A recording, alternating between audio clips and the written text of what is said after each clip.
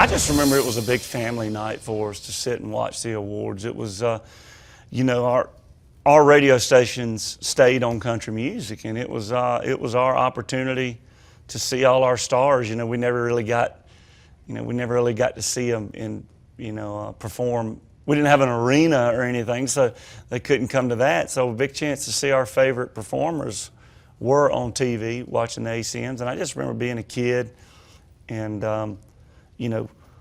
obviously through the years of Reba hosting was always was amazing. I mean, my first year out here, Reba was hosting, and Capitol flew me out. And this was like a year before my first album ever came out. And I just sat in the back and ate popcorn. And I think Reba walked out, and I started crying. So that was an amazing moment. But the ACMs, it's just crazy that fast forward the clock, and now, I mean, I'm a Entertainer of the Year of the ACM Awards, and I've hosted it twice. It's pretty crazy. I've been watching the ACMs for as long as I can remember, and I used to sit with a yellow legal pad and name all the artists that were nominated and sort of circle the ones I thought would win. It was kind of a game in our house. My mom and my dad would take a guess of who they thought were gonna win in the categories, and we kind of placed our bets.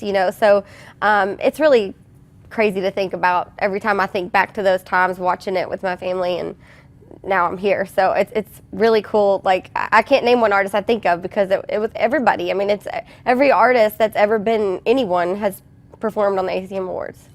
I remember watching it from Nashville. Charles and I moved to Nashville to become songwriters and chase a dream. And I remember we would sit and watch it at home. And I remember when we were starting, I mean, Rascal Flatts was cleaning up, winning a bunch of stuff. I mean, from their first record, and it's really cool to be able to know them and work with them now. And but yeah, I remember those early years of us starting, dreaming that we could get out there someday. When we're writing songs, thinking about, gosh, what could we write that would get us out there and get on that show. And so it's cool now to be a part of it for sure.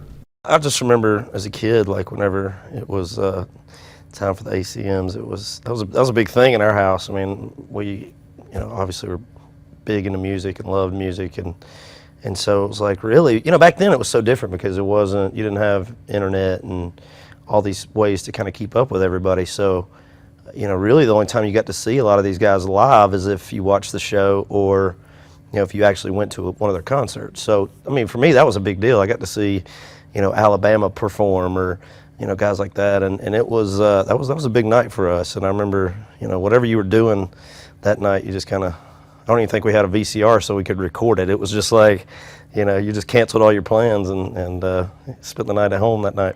I remember being a real young kid, I guess 8 or 9, and seeing Charlie Pride and just being blown away. Charlie Pride up on that stage, and that's, in the ACM Awards, that was great. I remember seeing Kenny Rogers, because I was such a huge Kenny Rogers fan, and he was probably the main reason I was watching the show, so I could see Kenny Rogers sing those songs. And then you think of the people, Loretta Lynn, I remember seeing Loretta Lynn. I remember seeing Charlie Rich sing, and that just being blown away by how great his voice was, and how the soulful voice coming out of this guy, and he's singing country music. And I just grew up watching all the great artists, and it was one of those things. I was an award show watcher because it was live music. It was people playing live, and I just loved that. And I just remember growing up and thinking, that's pretty awesome.